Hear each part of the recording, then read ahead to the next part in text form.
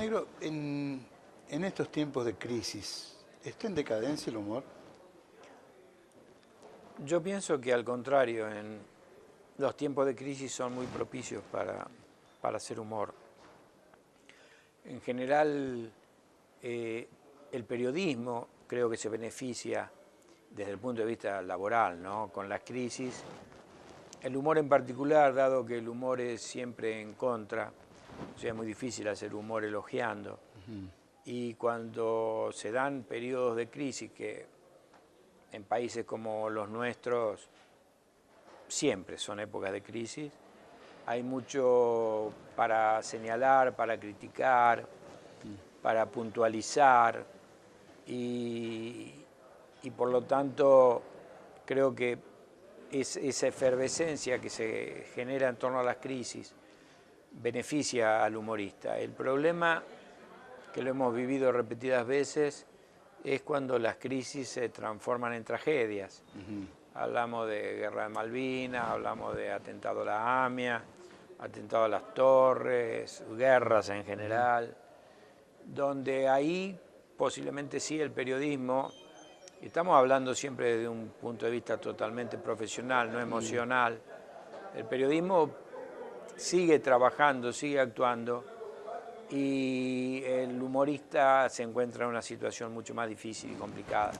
¿Por qué a los políticos les duele tanto o les duele mucho más que los agarran en joda a que los critiquen seriamente? Yo realmente no sé cuál es el sentir de los políticos porque no tengo demasiada relación con ellos. En algunos planos a mí me parece que a ellos les complace que de una manera u otra la prensa los contemple, ¿no? Entonces yo tengo entendido que por ejemplo, al Menchi Sabat, caricaturista de Clarín, en muchísimas oportunidades los políticos les reclaman o le piden que les acerque las caricaturas que hacen de ellos, ¿no? Claro, estamos hablando de un caricaturista de nivel internacional y que no deja de ser una distinción que Sabat retrate a algún político. Pero indudablemente creo, como dice un amigo mío, periodista colombiano, Daniel Samper, lo contrario del humor no es lo serio. O sea, difícilmente haya tipos más serios para trabajar que Lelutier o que Woody Allen. Lo contrario del humor es la pomposidad o la solemnidad.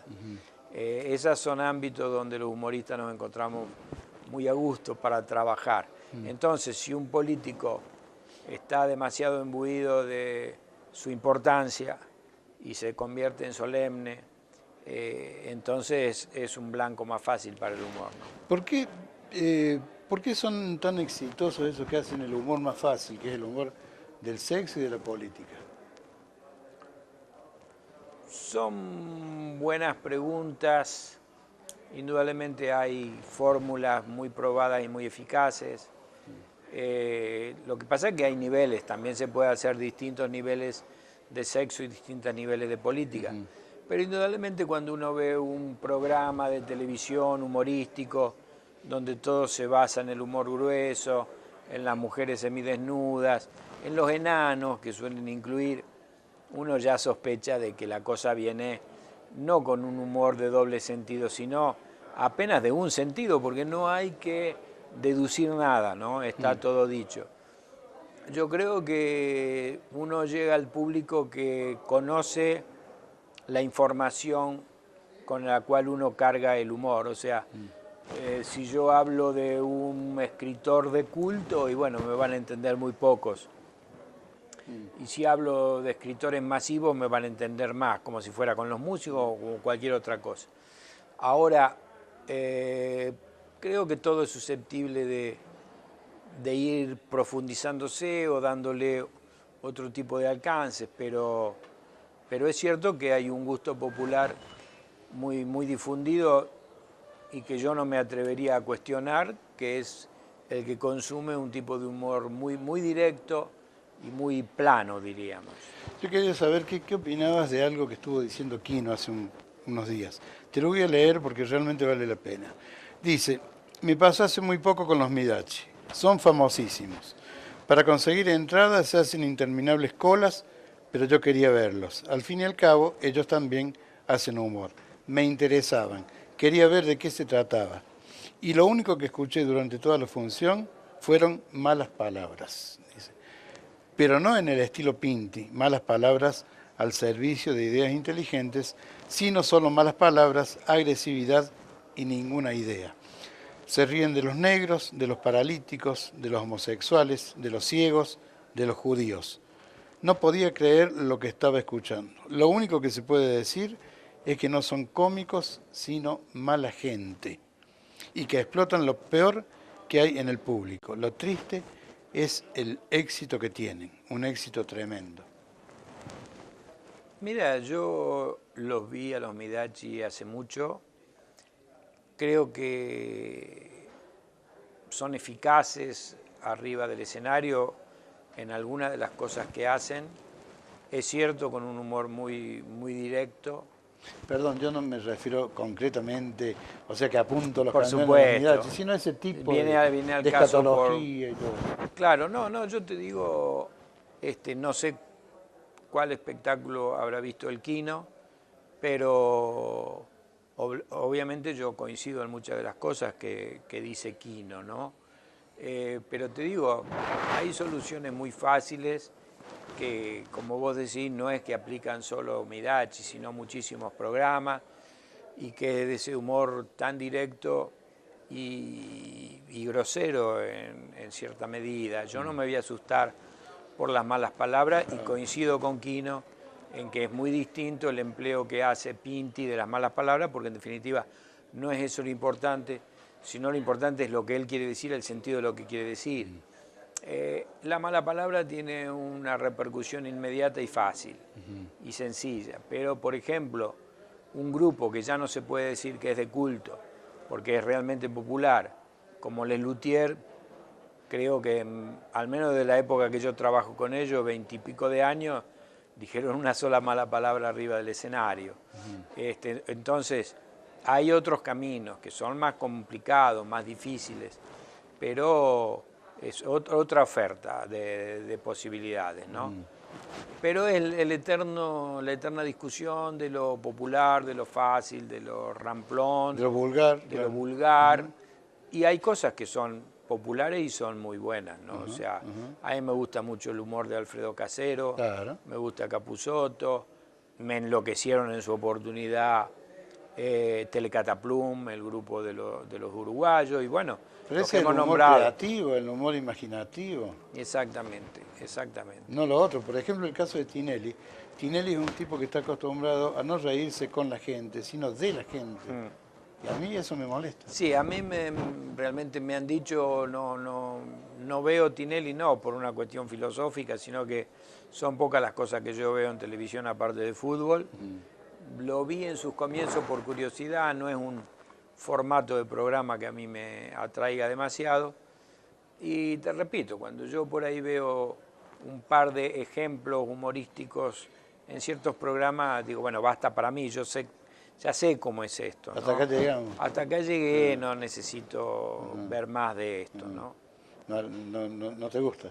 No me causa gracia, no me causa gracia. A mí me causa pena. Algunas situaciones me causan el efecto Sí, lo que vos contrario, decís de burlarse de alguien, excluyéndolo de la risa y poniéndolo en lugar de víctima, a mí me resulta, francamente, me genera una sensación de rechazo.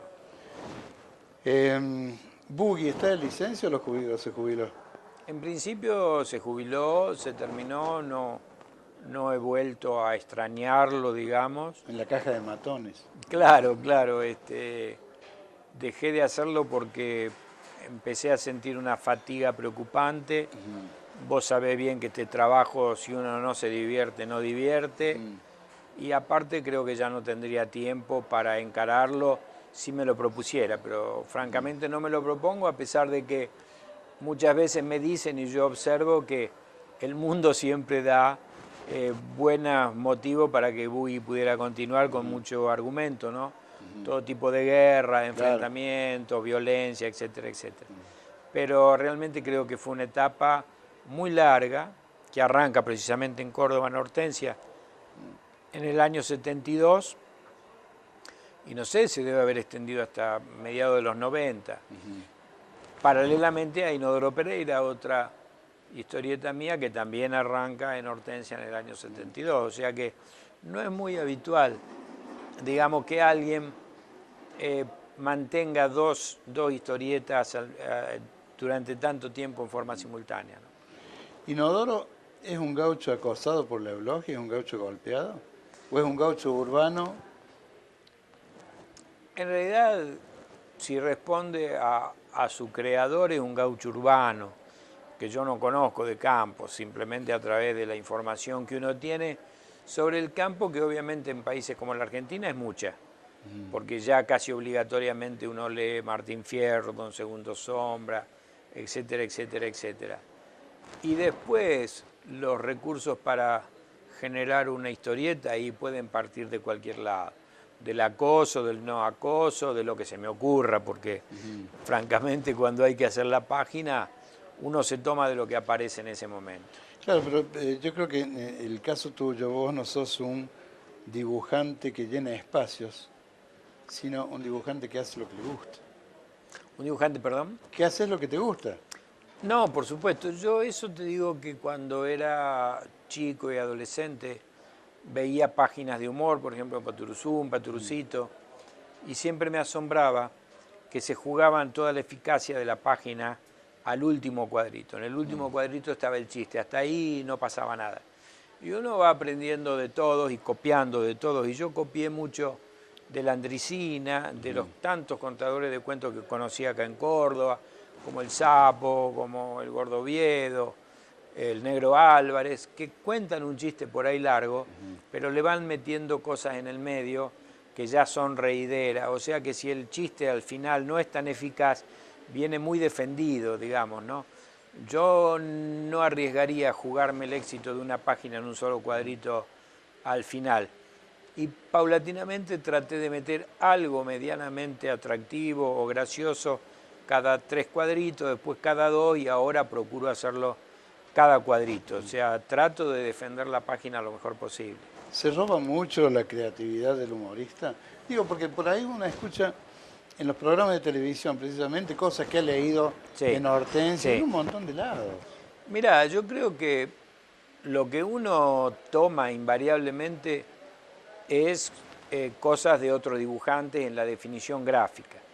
Yo le copié mucho a Hugo Pratt y después tomé cosas de muchísimos, de Garay Cochea, por ejemplo. Ahora, en la cuestión humor ya es diferente, pero así todo, cuando uno trabaja en forma cotidiana, hay veces que nos hablamos con Caloi, con el Negro Cris, y para preguntarnos, oíme, ¿vos hiciste un chiste así, asá? ¿O quién lo hizo? Porque se me ocurrió y me da la impresión de que lo leí en algún lado. Alguna parte. Ajá. Y en muchas ocasiones yo me apuro a mandar un chiste a Clarín porque digo, bueno, esto alguien lo va a hacer, o lo hace Cris, o lo hace Caloi, porque con determinados temas todos trabajamos sobre el mismo tema y la solución no hay tantas soluciones, ¿no? Es como cuando trabajaba en publicidad y hacía logotipos. Suponete, te piden un logotipo de la letra A. Se han hecho millones de logotipos de la letra A en el mundo. Seguro que el que vos hacés va a ser parecido a alguno. Y en algunos temas, como suponete lo que fue todo el tema acá de la deuda externa, de la inflación, cada dibujante ha hecho cientos de chistes sobre eso. O sea, muchas veces hay resonancia. Y a veces hay copia lisa y llana, pero es tan fácil de comprobar que creo que eso atemoriza un poco, ¿no? Negro, si las malas palabras son tan malas, ¿por qué las usamos tanto? Pero me lo contestás después de la pausa. ¿Cómo no? Un par de minutos descansamos. Lo pienso. Por mí, no por vos. Gracias, ya volvemos.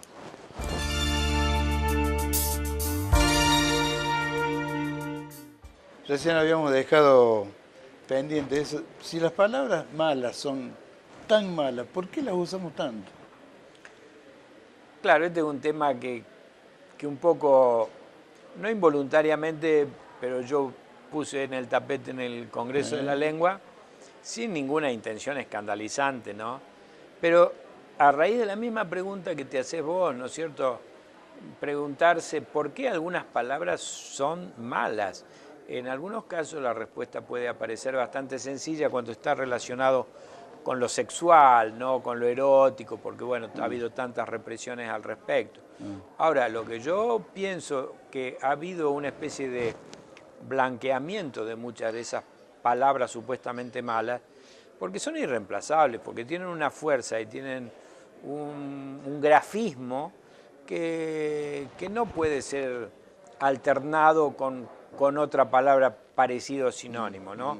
Lo que siempre decimos, no es lo mismo tonto que pelotudo, en absoluto. Entonces, para algunas cosas son irreemplazables y aparte ya no escandalizan a nadie, ¿me entendés? A esta altura de la vida. A esta altura del campeonato. Yo te digo, además gente que ha pasado por el deporte, el fútbol en mi caso, es moneda corriente. Ahora yo sé dónde, o creo saber dónde se pueden decir malas palabras, dónde no. ¿Y en qué momento? Y en qué momento. Claro. Y hay gente que tiene una suerte de gracia, que puede decir una mala palabra frente al rey de Inglaterra y queda bien. Y hay otros que no tienen el beneficio de la gracia. Lo que yo pensaba a veces que tampoco tiene tanta importancia, porque yo digo, suponete que el día de mañana nos enteremos de que Hitler decía malas palabras o no las decía. ¿Va a cambiar nuestra consideración de ese personaje, nuestra opinión de ese personaje por eso? En absoluto, ¿no es cierto? Me parece que es un detalle menor. Y en lo que respecta a nuestro laburo, que es trabajar con las palabras y explicarnos, son una gran ayuda. Son una gran ayuda porque nos dan una cantidad de posibilidades sobre cómo explicar una cosa si uno las emplea en el momento correcto y les trata de dar la coloratura exacta, ¿no? Pero hay una cosa que no entiendo. Si existen las palabras malas, también existen las buenas. ¿Cuáles son las buenas? Lo que pasa es que uno, con este asunto que tiene puntos a favor y en contra de la globalización, todos sabemos que hay palabras que supuestamente son malas acá y por ahí no en otro país de habla castellana. ¿No es cierto? Porque una palabra más liviana, digamos, como carajo, bueno, era el lugar desde donde los barcos se avistaban, ¿no es cierto? O en España el carajillo es el café, creo que con coñac. Y bueno, acá ahora no te voy a decir que nadie se va a escandalizar por eso, pero hasta hace poco era considerada una mala palabra. Yo lo que creo que demuestra un poco la dinámica y la vivacidad de una lengua como la castellana, que es formidable. Es formidable y a mí me alegra la diversidad. O sea, yo escucho a veces un programa que me encanta, que son Los Simpsons, pero yo no quiero ese castellano, que es neutro para que lo entendamos todos. Yo si leo a un autor cubano, quiero que los personajes hablen como se habla en Cuba. Claro. Lo mismo con Colombia o con Guatemala. Tal vez yo no entienda algunas cosas, que no van a ser tantas, pero es lo que me da el aroma, lo que me da el sabor del lugar, lo que me da precisamente la diversidad. Si no, no sabes dónde estás parado. Por eso el cubano dice mielda. Por eso dice mierda. Y yo decía que suena débil, por la contextura física de la palabra, ¿no? La fortaleza está en esa R, ¿no? Bien acentuada. Sí, claro. ¿Es preferible una mala palabra a una palabra vulgar? Es que ahí siempre está que lo que es vulgar para uno no lo es para lo otro. Yo pensaba después que una buena charla sobre las malas palabras y su pronunciación hubiera estado a cargo del polaco Goyeneche, porque el polaco Goyeneche tenía un estudio muy profundo de cómo se debía pronunciar, no cada palabra, sino cada sílaba. Yo he escuchado reportajes de él donde él aprueba o desaprueba a un cantante porque pronuncia las cosas de una manera u otra. Yo creo que la sonoridad y todo eso es muy importante para alguien que quiere transmitir a través de las palabras, especialmente de la transmisión oral. Yo leía algo muy interesante sobre Lucio Mansilla, un gran escritor, pero que decían que él lo que era un gran conversador y que es mucho más rica la conversación que la escritura. Que la escritura es a la conversación lo que un animal embalsamado a un animal vivo. Es muy linda la definición. Sí. Ahora, ¿la televisión argentina es sincera en su lenguaje o es rebuscada? Yo creo que es muy difícil hablar de la televisión argentina. En general, ya sé que hay niveles muy distintos. Yo lo ¿no? que creo es que la televisión acercó mucho el lenguaje a lo cotidiano. Cuando uno veía películas argentinas hace mucho tiempo, podían gustarte o no gustarte, pero los personajes no hablaban como hablaba mi viejo. Claro. Eso era indudable. Hablaban de tú, Claro. además. Claro. Entonces después yo creo que Olmedo, las tiras cotidianas, podrán ser mejores o peores, ¿no?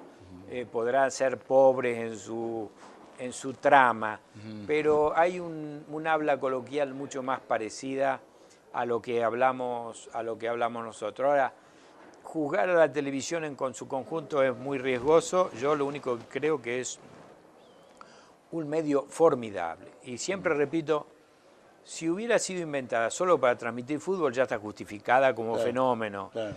Como fenómeno.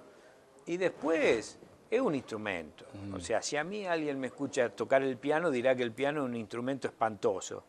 Y si lo escucha, que se llama Miguel Ángel Estrella, dirá que es un instrumento sublime. Entonces, castigar a la televisión por la televisión misma me parece muy torpe realmente. Pero hay casos. Pero hay casos. Claro. Hay casos. ¿El vocablo autocrítica es una mala palabra? No, para nada. Lo que pasa es que yo creo que es un derivado de la palabra crítica. Si no, claro, de la censura, suponete. ¿No es cierto? La palabra autocensura es un derivado de censura. Lo importante y donde hay que poner la cosa es en la censura. Si no, de no haber censura no habría autocensura. Y yo creo que de todas maneras la autocrítica es como todas las cosas. Lo más difícil, yo creo, en todos los campos es conseguir un equilibrio. Entonces, hay veces que la autocrítica paraliza, especialmente en la gente que empieza. Hay muchos chicos que quieren escribir la obra 100 años de soledad en su primer libro. Entonces, eso los paraliza, porque es imposible conseguirlo prácticamente, ¿no es cierto? Entonces, yo me acuerdo mucho de una frase de Bradbury que dice, primero escribir, después pensar. O sea, largarse. Después vemos, después pensamos cómo lo hacemos. Pero, por otro lado, yo creo que una cierta dosis de autocrítica es necesaria. O sea, a mí a veces me preguntan, y bueno, ¿usted publica lo que quiere en Clarín? No. Yo publico lo que pienso que a base de un sentido común Clarín puede publicar. Yo no voy a publicar una grosería absoluta o muy elevado en el tono del sexo o que sea ofensivo para una determinada etnia o religión. Porque sé que no, eso lo puedo publicar en una revista que venda 200 ejemplares, pero no en un diario masivo. Inodoro nunca dijo una mala palabra. No, sí. O sí, por ahí. Sí, pero poquitas. Sí, bueno, pero aisladamente, porque ¿sabes qué? Yo temo a que se piense que son golpes bajos y golpes de efecto, porque la mala palabra siempre tiene un efecto muy, muy rápido, ¿no es cierto? Ahora, si viene al caso y bien empleada, me parece fantástica, ¿no? Para muchos, el vocablo corrupción es una mala palabra. Sí, puede. Yo a veces lo he escuchado a otro inteligentísimo humorista, tipo yo tengo una gran admiración y afecto, que es Gasalla, y que suele decir, las malas palabras no son las habituales, sino de corrupción, mortandad infantil, etcétera, etcétera. Y Yo quería ser original. No, pero te digo, corrupción, sí, indudablemente, una de las palabras que lamentablemente con el paso del tiempo se han ido haciendo un vocablo habitual en nuestros países, como otras tantas que cuando éramos chicos no existían directamente. O sea, una era ecología. Cuando nosotros éramos chicos, la palabra ecología directamente no existía. La palabra anorexia no existía tampoco. No era material de discusión, ¿no es cierto? Entonces, también yo me acuerdo que de chico la palabra ambición, ser ambicioso no era bueno. Ser ambicioso no era, y ahora es una de las características que se exige de un empleado, por ejemplo.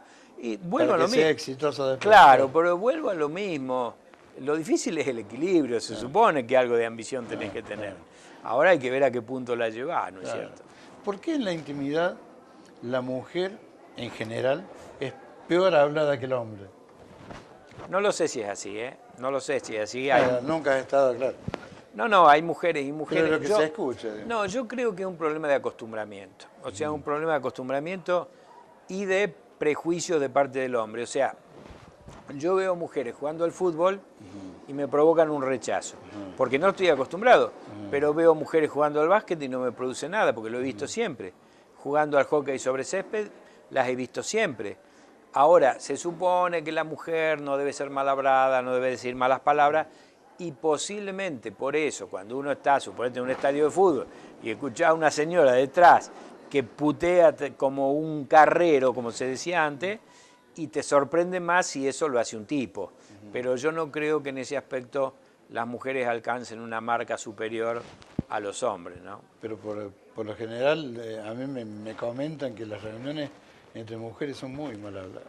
A mí me gustaría, y siempre lo he dicho, me gustaría estar en reuniones de mujeres y prestar Que no te atención, que no me vean y ser una especie de testigo, como también a las mujeres les gustaría participar en esas reuniones de hombres solos, y a mí a veces me sorprende cuando con algunos cuentos míos que transcurren en el bar, que son conversaciones de hombres en la mesa de café, las mujeres dicen, pero ustedes hablan así. Eso es lo que hablan, esos son los temas, por la misma curiosidad y por ahí perplejidad que nos podría ocasionar a nosotros estar en una mesa exclusivamente de mujeres, ¿no?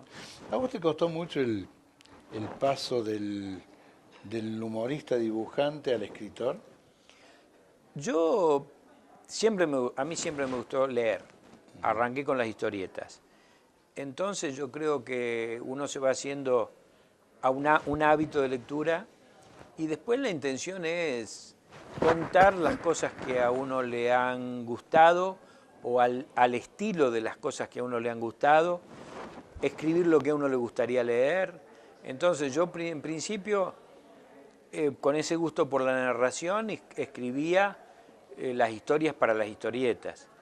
Y después, a partir del contacto con algunos escritores, me surgió un poco la idea de escribir sin el dibujo y me di cuenta que era distinto, era otra cosa, ¿no es cierto?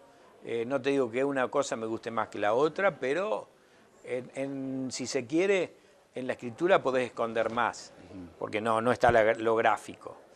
Si vos tenés que hablar sobre un personaje gordo, en un cuento por ahí podés decirlo al último del cuento. En una historieta lo mostraste al principio y ya sabes que es gordo, ¿no? Pero no me costó demasiado pasar directamente a la escritura sin dibujo. ¿Por qué la gente es como si se escandalizara cuando escucha la palabra culo y no se escandaliza o no se aterra cuando escucha la palabra muerte? Yo entiendo, y por ahí lo hablábamos en otras ocasiones, que siempre ha tenido mejor prensa el drama que el humor. Siempre ha tenido mejor prensa y otra jerarquía el llanto que la risa. El dramaturgo tiene un nivel de jerarquía que parece tener más importancia dentro de una sociedad, y tal vez lo tenga, porque está tocando temas muy profundos, etcétera, etcétera. Lo que yo trato de alguna manera de puntualizar es que, al menos a mí me parece, es muy importante reírse. Entonces se supone que la palabra culo, que muchas veces Pinti dice que está equivocada, porque en definitiva se dice habitualmente y se acepta la palabra cola, cuando la cola es la de los animales, y que lo lógico sería decir normalmente culo, está relacionado con el humor y con lo que puede causar risa. En cambio, la muerte tiene un prestigio y tiene un valor y tiene una fuerza que indudablemente le da esa jerarquía, ¿no es cierto? Cuando yo te digo, A veces te dicen, es una película, te reís, como si fuera eso poco importante. A mí me parece fantástico, porque a mí me han cambiado la vida los humoristas, noches que yo recuerdo con amigos y decir, ¿te acordás lo que nos reímos aquella noche, no? Y eso es buenísimo. El Nano Serrat siempre dice, lo más importante es reírse. Y no me parece una banalidad, no me parece liviano, me parece muy bueno. ¿El humor es tu estado de ánimo? No te diría yo para nada soy un animador de fiesta. Lo que pasa es que uno está siempre con las antenas un poco prestas para ver qué saca de las cosas para humorizar. Pero la gente que pueda suponer o que le pregunta a Gaby, mi mujer, si es muy divertido estar conmigo, por ahí se puede sorprender, porque no, en general todos venimos de ser muy tímidos, muy cerrados, estar muy metidos en nuestro mundo, con excepciones. Bueno, el caso del Negro Cris, por ahí es una excepción, es un animador. Pero en líneas generales todos nos acercamos más a la personalidad de Quino, ¿no? O sea, no obligatoriamente somos tipos tristes ni taciturnos. Tampoco viven de joda. Pero claro, en absoluto, en absoluto. Te agradezco muchísimo. No, sobre gracias todo a vos. El tiempo tuyo. No, por Y favor, un si lo gusto que más enorme, tenemos es tiempo. Y las felicitaciones por el doctorado. Te agradezco, Bonnie, Gracias te agradezco. a vos, Gracias a ustedes.